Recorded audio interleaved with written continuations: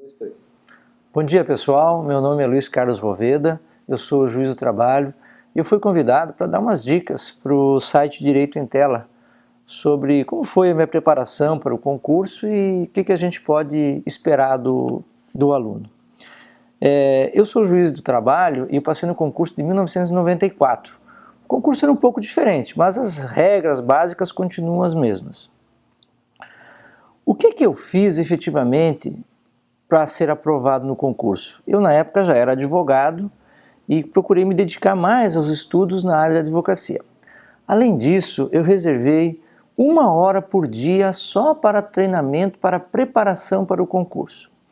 Quando o concurso tem fases diversas e a primeira parte é prova objetiva, eu acho que a regra mais legal é estudar a lei seca, a Constituição Federal, o Código de Processo Civil e o Código Civil. Se for na área do direito comum ou da Justiça Federal, aí vale a pena dar uma boa olhada, uma estudada profunda no Código de Processo e no Código Penal.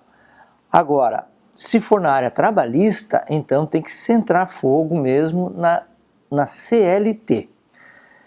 Na primeira prova, normalmente, pelo menos 90% das questões são objetivas e é de repetição do que está escrito na lei.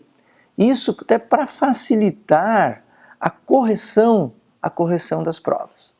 Agora, para a segunda prova, o que eu fiz? Como a minha letra era muito ruim, eu baixei um curso na internet de caligrafia. Por quê? Porque se a gente escreve e as pessoas não entendem, é a mesma coisa que não ter escrito. O segundo ponto, além da caligrafia, é voltar a estudar português, porque por incrível que pareça, a gente escreve ainda muitas coisas erradas. Eu me lembro de um concurso em que o candidato foi reprovado porque escreveu exceção com 2 S's. Ainda, embora tenha respondido corretamente a resposta, esse erro foi fatal para a sua desaprovação no concurso. Para a terceira prova, é preciso incluir mais um detalhezinho. No concurso de juiz, a terceira prova normalmente é a análise de um caso concreto, é decidir sobre um caso concreto.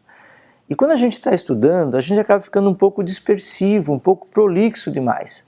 Então, é importante a gente estudar um pouquinho de princípios lógicos para poder pegar uma coisa, retirar dela a essência e fazer a análise com o contrário. O que a gente normalmente não faz, seja na advocacia, seja no dia a dia. Porque o juiz tem que analisar muito longamente todos os argumentos de todas as partes e não precisa adotar nenhum.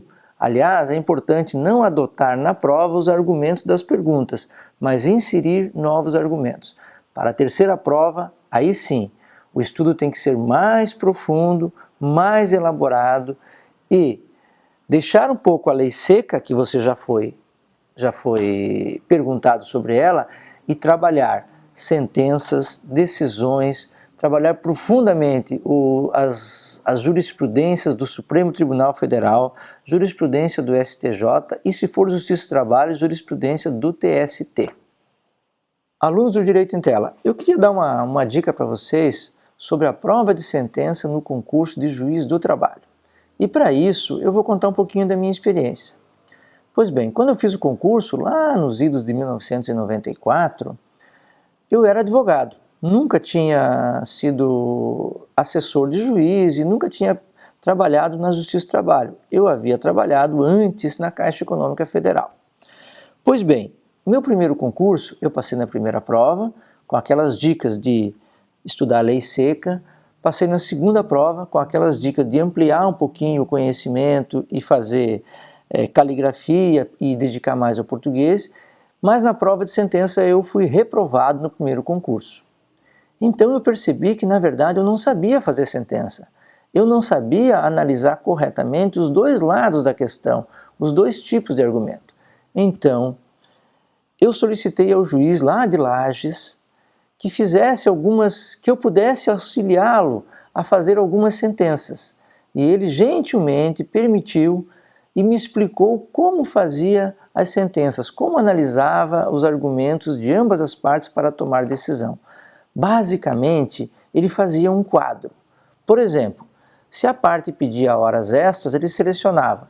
Pediu isso, defendeu aquilo, o documento diz isso, decido isso. Esses 4 tópicos no mapinha que o juiz fazia foram fundamentais para que no concurso seguinte eu tivesse uma ótima nota na prova de sentença. Espero que isso possa lhes ajudar. Para quem chegar na prova de sentença, já está preparado, dominando os temas, e aí é hora de usar realmente essa principiologia, que é analisar os argumentos de todas as partes. E a última dica da prova de sentença é a seguinte: na prova de sentença, não fuja muito da jurisprudência dominante e da lei, ainda que você, candidato, tenha argumentos suficientes para contestar a jurisprudência. Depois, quando você for aprovado, aí utilize isso. Na sentença, procure utilizar sempre os princípios legais, a jurisprudência dominante, mesmo que você eventualmente possa não concordar com elas. Então, pessoal, essas seriam as minhas dicas. E a vida de concurseiro não é fácil, é muita viagem, muito estudo, muita dedicação. Mas eu espero que isso possa lhes ajudar a dar um encaminhamento, a dar uma possibilidade de estudar mais progressivamente e com mais objetividade. E muita sorte a todos vocês. Existem muitas vagas para muita gente que tem condição poder auxiliar o Poder Judiciário como magistrado, como procurador, no que for mais conveniente para vocês.